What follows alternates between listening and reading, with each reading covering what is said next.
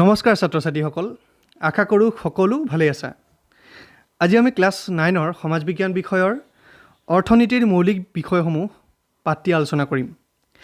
এই পাঠটি আমি তিনিটা খণ্ডত বা তিনিটা ভাগত আলোচনা কৰিম বা তিনিটা ভিডিঅ'ত আলোচনা কৰিম। ইয়াৰে আজি প্ৰথম ভিডিঅ'টোত আমি প্ৰথম খণ্ডটো আলোচনা কৰিম।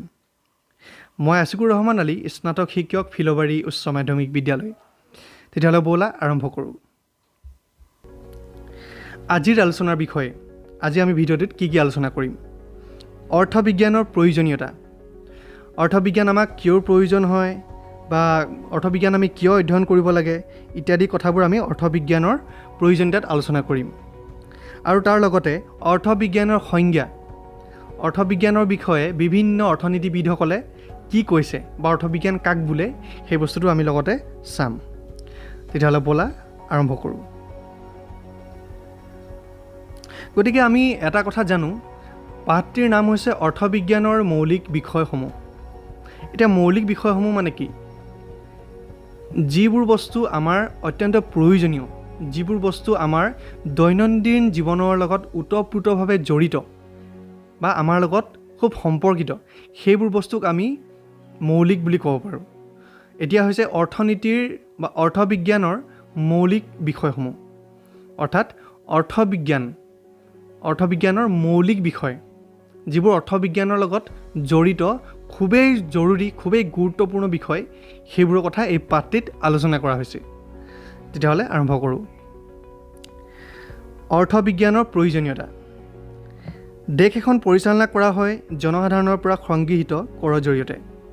গতিকে চৰকাৰে জনসাধাৰণৰ পৰা সংগ্ৰহ কৰা কৰসমূহ কেনেকৈ সংগ্ৰহ কৰে, কৰসমূহ ভাল ব্যৱহাৰ হৈছে নে নাই ইত্যাদি কথাবোৰ আমি অৰ্থবিজ্ঞান অধ্যয়ন কৰিলেহে জানিব পাৰিম। এতিয়া তোমালোকে প্ৰত্যেকেই জানা যে দেশ এখন পৰিচালনা কৰিবলৈ বা চলাবলৈ চৰকাৰে বহুত বেছি টকাৰ প্ৰয়োজন হয়, বহুত বেছি পইচাৰ প্ৰয়োজন হয়। গতিকে ইমান পইচা চৰকাৰে ক'ত পায়? এই যে চৰকাৰে আমাৰ বাবে ৰাস্তা ঘাটৰ ব্যৱস্থা কৰে, স্বাস্থ্যৰ ব্যৱস্থা কৰে, শিক্ষাৰ ব্যৱস্থা কৰিছে, তোমালোকে বিনামূলীয়া পাঠ্যপুথি পাইছা, বিনামূলীয়া স্কুলত পইচা নিদিয়াকৈ পঢ়িবলৈ পাইছা, ইউনিফৰ্ম পাইছা ইত্যাদি বিভিন্ন সুবিধাবোৰ যে পাইছা বা আমি পাইছোঁ, এইবোৰ চৰকাৰে আচলতে দিবলৈ আমাক খুব বেছি পইচাৰ প্ৰয়োজন হয়, খুব বেছি অৰ্থৰ প্ৰয়োজন হয়।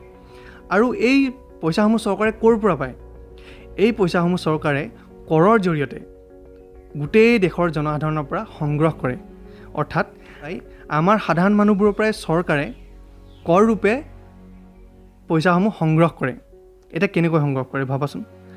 আমি যেতিয়া উদাহৰণ এটা দিছোঁ দেই, 10 টকা দি যেতিয়া আমি কলগেট এটা কিনি আনো, তাতে কি হয়, 2 টকাৰ বা 3 টকা পইচা চৰকাৰে পায়, চৰকাৰে কৰ আকাৰত পায়। আমি সেইটো চৰকাৰক পোনপটীয়াকৈ দিব লগা হোৱা নাই, কিন্তু আওপকীয়াকৈ আমি যেতিয়া 10 টকা দি কলগেট এটা কিনি আনিছোঁ বা চাবোন এটা কিনি আনিছোঁ, তাৰে 2 টকাৰ পৰা 3 টকা পইচা চৰকাৰেও পাইছে দোকানীজনৰ লগতে। ঠিক তেনেকৈ আমি যিসকলৰ উপাৰ্জন বহুত বেছি, যিসকলৰ বিজনেছ বহুত হাই-ফাই, যিসকলৰ উপাৰ্জন খুব বেছি, পইচা বহুত বেছি, তেওঁলোকে চৰকাৰক পোনপটীয়াভাৱে পইচা দিবলগীয়া হয়। ধৰি লোৱা 100 টকাত 2 টকা, 3 টকা, 5 টকা ইত্যাদি তেনেকুৱা ধৰণৰ খুব বেছি পইচা দিবলগীয়া হয়। গতিকে সেই প্ৰক্ৰিয়াৰে চৰকাৰে গোটেই দেশৰ মানুহৰ পৰা কৰ সংগ্ৰহ কৰে, পইচাসমূহ সংগ্ৰহ কৰে, তাক কৰ বুলি কোৱা হয়। এতিয়া যে এই যে আমি বস্তুবোৰ কিনিছোঁ, চৰকাৰে আমি প্ৰত্যেক দিনে আমাৰ প্ৰয়োজনীয় বস্তু, চাউল, দাইল, কলগেট, চাবোন ইত্যাদি বিভিন্ন বস্তু কিনিছোঁ আৰু প্ৰত্যেকটো বস্তুত আমি চৰকাৰক পইচা দিছোঁ। গতিকে আমাৰো অধিকাৰ আছে যে চৰকাৰে এই পইচাবোৰ পাইছে তাৰ ভাল ব্যৱহাৰ কৰিছেনে নাই, আৰু লগতে সেই পইচাসমূহ কেনেকৈনো সংগ্ৰহ কৰিছে ইত্যাদি কথাবোৰ আমি যদি জানিবলৈ হয়, তেতিয়াহ'লে অৰ্থবিজ্ঞান আমাক অধ্যয়ন কৰিব লাগিব এই কথাবোৰ জানিবলৈ। আৰু দ্বিতীয়তে, আমাৰ দেশখন যিহেতু উন্নয়নশীল দেশ, আমাৰ দেশত বহুতো দৰিদ্ৰ মানুহ আছে। গতিকে এই দৰিদ্ৰতাৰ কাৰণসমূহ কি আমি অৰ্থবিজ্ঞান অধ্যয়ন কৰিলেহে জানিব পাৰিম। তোমালোকে জানা পৃথিৱীত 3 ধৰণৰ দেশ আছে। কি 3 ধৰণৰ? গোটেই দেশসমূহক 3 ধৰণে ভাগ কৰিছে: উন্নত দেশ, উন্নয়নশীল দেশ আৰু অনুন্নত দেশ। এতিয়া উন্নত দেশ কোনবোৰ? যিবোৰৰ দেশৰ অৰ্থনৈতিক ব্যৱস্থা খুব ভাল, অৰ্থনৈতিকভাৱে আগবঢ়া, উন্নত, শিক্ষা ব্যৱস্থাও ভাল আৰু লগতে স্বাস্থ্য ব্যৱস্থাও ভাল, উন্নত সকলো ফালৰ পৰাই উন্নত, সেইবোৰ দেশক উন্নত বুলি কোৱা হয়, উন্নত দেশ। আৰু উন্নয়নশীল দেশ কোনবোৰ? এতিয়া উন্নয়নশীল দেশ সেইবোৰ হৈছে যিবোৰ দেশ আমাৰ দৰে উন্নত অৱস্থাৰ পৰা উন্নতলৈ আগবাঢ়ি গৈ আছে। এতিয়া আমি খুব উন্নত নহয়, কিন্তু আমি উন্নতৰ দিশত আগবাঢ়ি গৈ আছোঁ, সেইবোৰ দেশক উন্নয়নশীল দেশ বুলি কোৱা হয়। আৰু লগতে অনুন্নত যিবোৰ দেশ খুবেই পিছপৰা, অৰ্থনৈতিক ক্ষেত্ৰত পিছপৰা, শিক্ষা দীক্ষাৰ ক্ষেত্ৰত পিছপৰা, স্বাস্থ্যখণ্ডৰ ক্ষেত্ৰত পিছপৰা ইত্যাদি বিভিন্ন দিশৰ পৰা যিবোৰ দেশ একেবাৰে পিছপৰা, জনসংখ্যা বহুত বেছি, য'ত দৰিদ্ৰতা বহুত বেছি আছে, সেইবোৰ দেশ অনুন্নত দেশ। গতিকে যিহেতু আমাৰ দেশখন উন্নয়নশীল, উন্নত দেশলৈ আগবাঢ়ি গৈ আছে, গতিকে আমাৰ দেশত বহুত বেছি দৰিদ্ৰ মানুহ আছে। তোমালোকে দেখিছা ওচৰে পাজৰে বা আমাৰ পৰিৱেশত, আমাৰ দেশত কিমান বেছি দৰিদ্ৰ মানুহ আছে।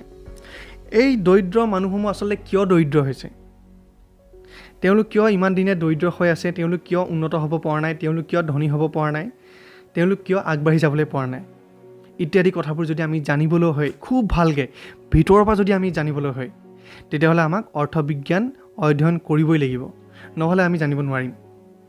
আৰু সেইবোৰ যেতিয়া আমি জানিম, অৰ্থবিজ্ঞান যেতিয়া আমি অধ্যয়ন কৰি সেইবোৰ কথা গম পাম, তেতিয়াহে আমি আমাৰ দেশখনক আগবঢ়াই লৈ যাবলৈ পাৰিম, উন্নত কৰিবলৈ পাৰিম। তাৰপিছত চাওঁ আমি বস্তুৰ মূল্য বৃদ্ধি কিয় হয়, বিশ্বায়ন কি হয়, অৰ্থনৈতিক বিকাশ কি হয় ইত্যাদি কথাবোৰ আমি অৰ্থবিজ্ঞান অধ্যয়ন কৰিলেহে জানিব পাৰিম। এতিয়া বস্তুবোৰৰ মূল্য বৃদ্ধি তোমালোকে শুনিছা। আজি কিছুদিন আগলৈকে বা অলপ দিনৰ আগলৈকে পেট্ৰলৰ মূল্য হয়তো 70 টকা 80 টকা আছিলে, এতিয়া 90 টকা লিটাৰ। 1 লিটাৰ তেল 90 টকা। ঠিক তেনেকৈ মিঠাতেলৰ ইমান দাম বাঢ়িছে। আগতে মিঠাতেল 100 টকা 120 টকা লিটাৰ আছিলে, এতিয়া 170 টকা বা 180 টকা লিটাৰ হৈছে। গতিকে দিনে দিনে যে বস্তুবোৰৰ দামবোৰ বাঢ়ি গৈ আছে, এই বস্তুবোৰ আচলতে দামবোৰ কিয় বাঢ়িছে? আৰু লগতে বিশ্বায়ন কি হয়? এতিয়া বিশ্বায়নটো খুব এটা ডাঙৰ প্ৰক্ৰিয়া হয়, খুব এটা ডাঙৰ ব্যৱস্থা। মই যদি সংক্ষেপে ক'বলৈ যাওঁ, বিশ্বায়নখনে গোটেই দেশবোৰক সংযুক্ত কৰি দিছে। অৰ্থাৎ তুমি যদি ঘৰত কিবা এটা বস্তু উৎপাদন কৰিছা, তুমি বিনা বাধাই সেই বস্তুটো তুমি বেলেগ এখন দেশত গৈ বিক্ৰী কৰিব পাৰিবা, খুব সাধাৰণ প্ৰক্ৰিয়াৰে। যেনেদৰে আমি গোটেই মোবাইলবোৰ কিনিছোঁ যে তাৰ প্ৰায়ভাগ মোবাইলেই চীন দেশৰ হয়, আৰু সেইবোৰ আমি সহজে কিনিব পাৰিছোঁ এই বিশ্বায়নৰ কাৰণে। আৰু তাৰ পিছতে আহিলে অৰ্থনৈতিক বিকাশ। অৰ্থনৈতিক বিকাশ মানে কি? দেশবোৰৰ অৱস্থাবোৰ ভাল হোৱা, টকা পইচা সকলো মানুহৰ হাতত হোৱা, সকলো মানুহ শিক্ষা দীক্ষাৰ ক্ষেত্ৰত আগবাঢ়ি যোৱা ইত্যাদি দিশবোৰক আমি অৰ্থনৈতিক বিকাশ বুলি কওঁ। গতিকে এই কথাবোৰনো কি? আমি ভালদৰে জানিব লাগিব। আৰু এই কথাবোৰ কেতিয়া আমি ভালদৰে জানিম? যেতিয়া আমি অৰ্থবিজ্ঞান অধ্যয়ন কৰিম। তেতিয়াহ'লে ব'লা আগবাঢ়ি যাওঁ। এতিয়া আমি চাওঁ অৰ্থবিজ্ঞানৰ সংজ্ঞা। অৰ্থবিজ্ঞানৰ সংজ্ঞা মানে হৈছে অৰ্থবিজ্ঞান কাক বোলে, অৰ্থবিজ্ঞান কি, আৰু বিভিন্ন অৰ্থনীতিবিদসকলে যিসকল লোকে অৰ্থবিজ্ঞান কি অধ্যয়ন কৰিছিলে, সেই সকলোকে অৰ্থবিজ্ঞানৰ বিষয়ে কি কৈছে অকণমান চাওঁ। এতিয়া প্ৰথমজন হৈছে এডাম স্মিথ। এডাম স্মিথৰ সংজ্ঞা 1776 চনত প্ৰকাশিত গ্ৰন্থ an inquiry into the nature and causes of the wealth of nations. এইখন গ্ৰন্থত অৰ্থবিজ্ঞান সম্পদৰ বিজ্ঞান বুলি অভিহিত কৰিছে। এডাম স্মিথে অৰ্থবিজ্ঞানক সম্পদৰ বিজ্ঞান বুলি অভিহিত কৰিছে। অৰ্থাৎ যিবোৰ বিষয়ৰ লগত সম্পদ জড়িত হৈ থাকে, সেইবোৰ বিষয়ে অৰ্থবিজ্ঞান বুলি কৈছে। অৰ্থবিজ্ঞানী বা অৰ্থনীতিবিদ এডাম স্মিথক অৰ্থবিজ্ঞানৰ পিতৃ বুলিও কোৱা হয়। খুব গুৰুত্বপূৰ্ণ কথা। তাৰপিছত চাওঁ, এই সংজ্ঞাক পিছৰ সমাজবিজ্ঞানী কাৰ্লাইল আৰু ৰাস্কিনে সমালোচনা কৰিছে। অৰ্থাৎ তেওঁ এই এডাম স্মিথে দিয়া সংজ্ঞাটো তেওঁলোকে ইমান এটা ভাল পোৱা নাই, তেওঁলোকে সমালোচনা কৰিছে বা বেয়া পাইছে। কি কৈছে তেওঁলোকে? সম্পদ আহৰণ মানৱ সম্পদৰ মূল লক্ষ্য কেতিয়াও হ'ব নোৱাৰে। আচলতে সম্পদ আহৰণেই মানুহৰ মূল লক্ষ্য হ'ব নোৱাৰে। তাৰমানে কি? এডাম স্মিথে অকল সম্পদকহে অৰ্থবিজ্ঞানত সাঙুৰি লৈছে। তো গতিকে কাৰ্লাইল আৰু ৰাস্কিনে সেই বস্তুটো সমালোচনা কৰিছে, বেয়া পাইছে আৰু কৈছে যে কেৱল সম্পদেই মানুহৰ লগত জড়িত বিষয় নহয়, আন আন বহুতো দিশ আছে, বহুতো বিষয় আছে, আৰু সেইবোৰো মানুহৰ লগত জড়িত। ঠিক আছে। গতিকে এই ফটোখনত থকা ব্যক্তিজনে হৈছে এডাম স্মিথ। আৰু তেওঁ 1776 চনত সেই কথা কৈছিল। আৰু এইখনে সেইখন গ্ৰন্থ হৈছে যিখন তেওঁ লিখিছিল আৰু য'ত তেওঁ অৰ্থবিজ্ঞান কি সেই কথা কৈছিল। কিন্তু এটা কথা মন কৰিবা, 1776 চনৰ কথা, আজিৰ পৰা কিমান শ বছৰ আগৰ কথা, এতিয়াৰ কথা নহয়। তাৰপিছতো চাওঁ, আলফ্ৰেড মাৰ্চেলৰ সংজ্ঞা। কেম্ব্ৰিজ অৰ্থনীতিবিদ মাৰ্চেল, তেখেতৰ 1890 চনত প্ৰকাশিত গ্ৰন্থ প্ৰিন্সিপালছ অফ ইকনমিক্স, এইজনে হৈছে মাৰ্চেল, আলফ্ৰেড মাৰ্চেল, আৰু এইখন হৈছে তেওঁৰ প্ৰিন্সিপালছ অফ ইকনমিক্স নামৰ গ্ৰন্থখন। ইয়াত তেওঁ সংজ্ঞা দিছে যে মানৱ জাতিৰ দৈনন্দিন জীৱনৰ কাৰ্যাৱলী অধ্যয়নে হৈছে অৰ্থনীতি। অৰ্থাৎ তেওঁ অৰ্থনীতিত বা অৰ্থবিজ্ঞানত কাক সাঙুৰি লৈছে? মানুহৰ জীৱনৰ লগত জড়িত দৈনন্দিন যিবোৰ কাৰ্য আছে, আমাৰ জীৱনৰ লগত দৈনন্দিন যিটো প্ৰতিদিনৰ লগত জড়িত যিবোৰ সৰু সৰু কাৰ্য আছে, সেইবোৰকে তেওঁ অৰ্থনীতি বুলি কৈছে। ই ব্যক্তিগত আৰু সামাজিক কাৰ্যাৱলীৰ সেইটো অংশ অধ্যয়ন কৰে যিটো অংশ পাৰ্থিৱ কল্যাণ সাধন আৰু ইয়াৰ ব্যৱহাৰৰ সৈতে ঘনিষ্ঠভাৱে জড়িত। আচলতে এডাম স্মিথে পাৰ্থিৱ জগতখনৰ ওপৰত গুৰুত্ব দিছে। আৰু পাৰ্থিৱ মানে হৈছে সেইবোৰ বস্তু যিবোৰ বস্তু আমি হাতেৰে চুব পাৰোঁ বা চকুৰে দেখিব পাৰোঁ, যিবোৰ বস্তু আমাৰ খুবেই জৰুৰী আমাৰ দৈনন্দিন জীৱন অতিবাহিত কৰিবলৈ। আৰু আলফ্ৰেড মাৰ্চেলে দিয়া সংজ্ঞাটো আমাৰ দৈনন্দিন জীৱনত যিবোৰ বস্তু প্ৰয়োজন হয় সেইবোৰ বস্তু কেনেকৈ উন্নত কৰিব পাৰি বা কেনেকৈ সেইবোৰৰ কল্যাণ সাধন কৰিব পাৰি সেইবোৰৰ লগতহে জড়িত। অৰ্থাৎ আমি আমাৰ জীৱনটোক সহজভাৱে আৰু সাধাৰণভাৱে কেনেকৈ পাৰ কৰিব পাৰোঁ সেই ক্ষেত্ৰতহে আলফ্ৰেড মাৰ্চেলে গুৰুত্ব দিছিলে। মাৰ্চেলে কেৱল পাৰ্থিৱ কল্যাণৰ কথাহে উল্লেখ কৰিছে, সেয়ে তেওঁৰ সংজ্ঞাটো বহু অৰ্থনীতিবিদে সমালোচনা কৰিছিল। তেওঁ অপাৰ্থিৱ কল্যাণ যেনে শিক্ষক, চিকিৎসকৰ সেৱা আদি কল্যাণৰ কথা উল্লেখ কৰা নাই। বহুতে সমালোচনা কৰিছে অৰ্থনীতিবিদসকলে আৰু কৈছে যে তেওঁ পাৰ্থিৱ বস্তুৰ লগতহে বহুত বেছি গুৰুত্ব দিছে, কিন্তু অপাৰ্থিৱ বস্তু আমাৰ পৃথিৱীত আৰু বহুত আছে, যেনে শিক্ষকৰ সেৱা, চিকিৎসকৰ সেৱা বা আৰক্ষী বিভাগৰ সেৱা। তেনেকুৱা বহুত সেৱা আছে যিবোৰ মানুহৰ কাৰণে কৰা হয়, আৰু সেই সেৱাবোৰক তেওঁ আলফ্ৰেড মাৰ্চেলে সাঙুৰি লোৱা নাই। সেইবাবে তেওঁৰ এই সংজ্ঞাটো কিছুমানে সমালোচনা কৰিছে বা কিছু ক্ষেত্ৰত ভুল দেখুৱাই দিছে। তাৰপিছত চাওঁ, চেমুৱেলছন আৰু নৰ্ডহাছৰ সংজ্ঞা। এই দুজন ব্যক্তি হৈছে পল এ চেমুৱেলছন আৰু উইলিয়াম নৰ্ডহাউছ। এইকেইজন খুব নতুন অৰ্থনীতিবিদ হয়, তেওঁলোক বিংশ শতিকাৰ অৰ্থনীতিবিদ। আৰু তেওঁলোকে কি কৈছে অকণমান চাওঁ। দুষ্প্ৰাপ্যতাৰ বাস্তৱিকতা স্বীকাৰ কৰি লৈ সম্পদৰাজিৰ সৰ্বোত্তম দক্ষতাপূৰ্ণ ব্যৱহাৰৰ বাবে সমাজ গঠন কৰাটোৱেই হ'ল অৰ্থবিজ্ঞানৰ মূল বিষয়। তেওঁ কৈছে যে যিবোৰ বস্তু আমাৰ হাতত আছে, যিবোৰ বস্তু আমি প্ৰকৃতিৰ পৰা পাওঁ, সেইবোৰ বস্তু খুব বেছি দুষ্প্ৰাপ্য। কি বস্তু দুষ্প্ৰাপ্য? যেনে পেট্ৰল, কয়লা আৰু অন্যান্য তেল, খনিজ পদাৰ্থ, গছ গছনি, শিল বালি, এইবোৰ আমি প্ৰকৃতিৰ পৰা পাইছোঁ। আৰু এনে নহয় যে এইবোৰ বস্তু আমি সদায় পাই গৈ থাকিম, এটা সময়ত এইবোৰ বস্তু নাইকিয়া হৈ যাব। সেইবাবে এইবোৰ বস্তুক দুষ্প্ৰাপ্য বুলি কৈছে। দুষ্প্ৰাপ্য মানে পাবলৈ নাই আৰু লাহে লাহে কমি আহিব আৰু নাইকিয়া হৈ যাব। গতিকে দুষ্প্ৰাপ্যতাৰ বাস্তৱিকতাক স্বীকাৰ কৰি লয় এইবোৰ বস্তু যে এদিন নাইকিয়া হৈ যাব, সেইবোৰ বস্তু আমি মানি ল'ব লাগিব। আৰু সেইটো মানি লৈ যিখিনি বস্তু আমাৰ ওচৰত আছে সেইখিনি বস্তুৰ খুব দক্ষতাপূৰ্ণ, খুব কৌশলপূৰ্ণভাৱে সেইবোৰ বস্তুক আমি ব্যৱহাৰ কৰি সমাজ গঠন কৰাটোৱে হ'ল, সমাজৰ উন্নতি কৰাটোৱে হ'ল অৰ্থনীতিৰ মূল বিষয়। এতিয়া উদাহৰণ এটা দিছোঁ, পেট্ৰল, কেৰাচিন, কয়লা ইত্যাদি বস্তুবোৰ শেষ হৈ যায়। আমি মাটিৰ পৰা ভূগৰ্ভৰ পৰা উলিয়াই আনি ব্যৱহাৰ কৰিছোঁ। পেট্ৰল আমি বাইকত সোমাইছোঁ, চলাইছোঁ, জ্বলিছে, শেষ হৈ গৈছে।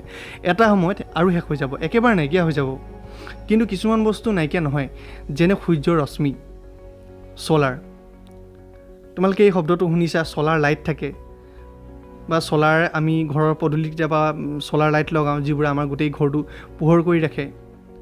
ঠিক আছে, সূৰ্যৰ ৰশ্মি, এই সূৰ্যৰ ৰশ্মিটো কেতিয়াও নাইকিয়া হৈ নাযায়, কাৰণ সূৰ্য নাইকিয়া হ'লে পৃথিৱী নাইকিয়া হৈ যাব, তেতিয়া চিন্তা নাই। কিন্তু যেতিয়ালৈকে পৃথিৱী আছে, সূৰ্য আছে। আৰু তেতিয়া কি হয়, আমি সূৰ্যৰ যি ৰশ্মি পাওঁ সেয়া কেতিয়াও শেষ হৈ যোৱা বস্তু নহয়, সেয়া দুষ্প্ৰাপ্য বস্তু নহয়। অৰ্থাৎ এইটো এটা উদাহৰণহে। গতিকে এনেধৰণৰ যিবোৰ বস্তু দুষ্প্ৰাপ্য নহয় অৰ্থাৎ শেষ নহ'ব, সেইবোৰ বস্তুৰ আমি খুব বেছি কৌশলপূৰ্ণভাৱে আমি ব্যৱহাৰ কৰিব লাগিব, আমি উৎপাদনত ব্যৱহাৰ কৰিব লাগিব সেইবোৰ বস্তু, আৰু ব্যৱহাৰ কৰি সেইবোৰ বস্তুৰে আমি সমাজৰ যি উন্নতি হয়, সমাজৰ মানুহৰ যি প্ৰয়োজন হয়, আমি সেইবোৰত দিব লাগিব, সমাজৰ উন্নতি সাধন কৰিব লাগিব। আৰু সেইটোৱে হৈছে এই ছেমুৱেলছন আৰু নৰ্ডহাছৰ মতে অৰ্থনীতিৰ মূল বিষয়। সীমিত সম্পদৰাজিক গঠনমূলকভাৱে ব্যৱহাৰ কৰাটোৱে হৈছে অৰ্থনীতিৰ মূল বিষয়। ইতিমধ্যে মই আলোচনা কৰা কথাটোৱে তেওঁলোকে কৈছে। পিছত চাওঁ এতিয়া। আজিৰ আলোচনাটো ইতিমধ্যে শেষ হৈছে। আমি দুটা বিষয় ইয়াত পঢ়িলোঁ, অৰ্থবিজ্ঞানৰ প্ৰয়োজনীয়তা আৰু অৰ্থবিজ্ঞানৰ সংজ্ঞা। গতিকে ইয়াৰ পাছৰ পাঠত আমি ইয়াৰ পিছৰ বিষয়সমূহ অৰ্থাৎ অৰ্থবিজ্ঞানৰ পৰিসৰ বিষয়ে আলোচনা কৰিম। তাৰ আগতে আমি এই পাঠটো পঢ়ি আচলতে আমি কি শিকিলোঁ সেই কথা অকণমান চাব লাগিব। ইয়াত কেইটামান প্ৰশ্ন দিয়া হৈছে, প্ৰশ্নকেইটা তোমালোকে কৰিবলৈ চেষ্টা কৰিবা। প্ৰথম প্ৰশ্ন, অৰ্থবিজ্ঞানৰ প্ৰয়োজনীয়তা কি কি? দ্বিতীয় প্ৰশ্ন, তোমাৰ মতে অৰ্থবিজ্ঞানৰ কোনটো সূত্ৰ বা কাৰ সূত্ৰ আজিৰ অৰ্থবিজ্ঞানৰ সৈতে ভালদৰে খাপ খাইছে আৰু কিয়? এই কথাটো খুব তোমালোকে চিন্তা কৰিবা। তিনিটা যে সংজ্ঞা দিলে, সেই তিনিটা সংজ্ঞাৰ ভিতৰত তোমাক কোনটো ভাল লাগিছে, তোমাৰ মতে কোনটো আজিৰ যুগৰ লগত খাপ খাইছে, আৰু তুমি সেইটো চিন্তা কৰি লিখিবা কিয়। ঠিক আছে, আজি ক'ত চাওঁ। বিখ্যাত দৌৰবিদ ফ্লাইং শিখ মিল্খা সিং। গতিকে মিল্খা সিঙে কি কৈছে আমি চাওঁ। Hard work, will power and dedication for a person with this qualities the sky is limit. যিসকল লোকৰ এই হাৰ্ডৱৰ্ক, উইল পাৱাৰ আৰু ডেডিকেশ্যন, কঠোৰ পৰিশ্ৰমী, ইচ্ছা শক্তি, ধৈৰ্য শক্তি থাকে, সেইসকল লোকৰ বাবে সীমা কি বুলি কৈছে? আকাশখন। অৰ্থাৎ সেইসকল লোকে সফল হয়, সেইসকল লোকৰ শেষ সীমা হৈছে আকাশ। তেওঁলোকে ইমান ওপৰলৈ উৰিব পাৰে, ইমান ওপৰলৈ আকাশখন চুব পাৰে। গতিকে ধন্যবাদ।